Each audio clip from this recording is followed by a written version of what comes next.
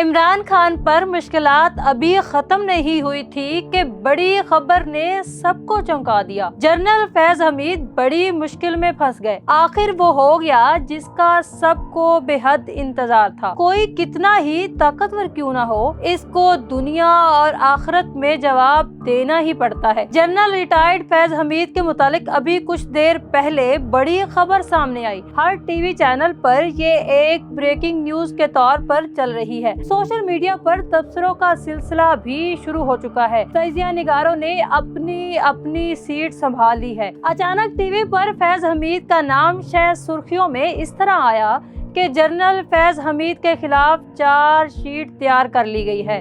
اب سابق DGI فیض حمید کے خلاف باقاعدہ قانونی کارروائی کی جائے گی۔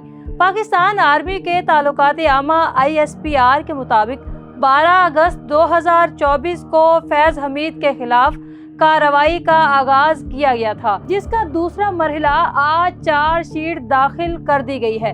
چارج شیٹ کے مطابق فیض حمید پر بہت سے الزامات ہیں، جن میں ایک الزام سرکاری وسائل کو نقصان پہنچانا ہے۔ اس کے علاوہ اپنی طاقت کے بل بوتے پر کچھ افراد کو ہراساں کرنا ہے۔ 9 مئی کے واقعات کے سلسلے میں ان سے الگ پوچھ گچھ کی جائے گی۔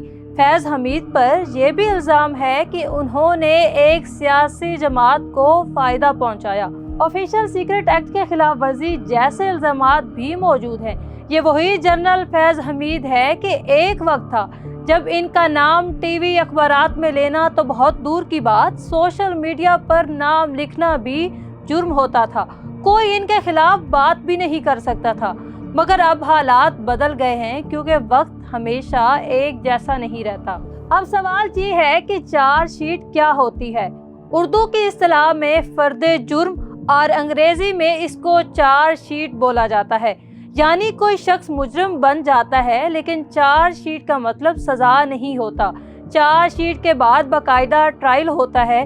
مجرم کو قانونی سہولیات دی جاتی ہیں تاکہ وہ اپنا جرم قبول کرے یا انکار کرے۔ جب تک جرم ثبوت کو نہیں پہنچ جاتا، اسے جرم نہیں کہا جاتا بلکہ اسے الزام کہا جاتا ہے، اور جب الزام ثابت ہو جائے تو اسے کرنے والے یعنی ملزم کو مجرم کہا جاتا ہے۔ بعض اوقات ملزم کو بھی جیل بھیج دیا جاتا ہے اور مقدمہ چلتا ہے۔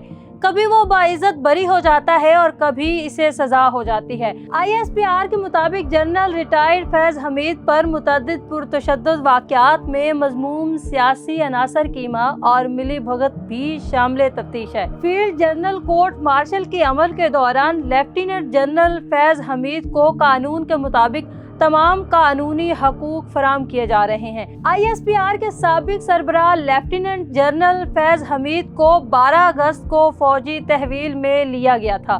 یہ وہی فیض حمید ہے جن پر ہائی کورٹ کے ایک جج شوکت صدیقی نے الزام لگایا تھا کہ مجھے فیض حمید نے کہا تھا کہ مریم نواز اور نواز شریف 25 جولائی سے پہلے جیل سے باہر نہ آئے۔ جنرل ریٹائرڈ فیض حمید کون ہے؟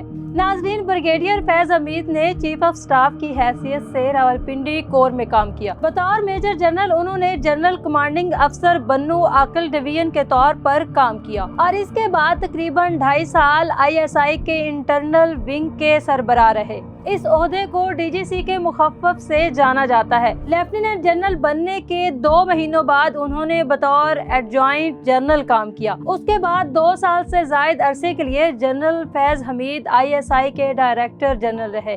اس کے بعد وہ 8 مہینے کور کمانڈر پشاور کے طور پر کام کرتے رہے اور بعد ازاں کور کمانڈر بہاولپور تعینات ہوئے۔ اس دور میں سیاسی انتقام، گرفتاریوں، وفاداریوں کی تبدیلی کے الزامات سامنے آئے۔ مسلم لیگ نون کے قائد میاں محمد نواز شریف بھی اپنی تقریروں میں اس وقت کے army chief general Qamar Javed Bajwa اور DGISI لیفٹیننٹ جنرل فیض حمید پر سنگین نوعیت کے الزامات عائد کرتے رہے ہیں۔ تجزیہ نگاروں کا یہ بھی کہنا تھا کہ فیض حمید کی چارج شیٹ سے عمران خان اور PTI بڑی مشکل میں پھنس سکتی ہے۔ اب دیکھنا یہ ہے کہ فیض حمید 9 مئی کے واقعے میں اکیلے شامل تھے یا ان کے ساتھ کوئی اور بھی ملوث ہے۔ تجزیہ نگاروں کا یہ بھی کہنا ہے کہ موجودہ جنرل عاصم منیر کے خلاف بھی پراپوگنڈا کیا اور فوج میں بغاوت پیدا کرنے کی بھی کوشش کی۔ जनरल फैज हमीद ने निजी हाउसिंग सोसाइटी के मालिक को भी ज़दोकोब किया। अब फैज हमीद का कोर्ट मार्शल होगा और फिर इनको सजा भी हो सकती है। अब फैज हमीद को क्या और कितनी सजा होगी ये अगला मरहला होगा, इसके लिए इंतजार मगर कुछ दिन और।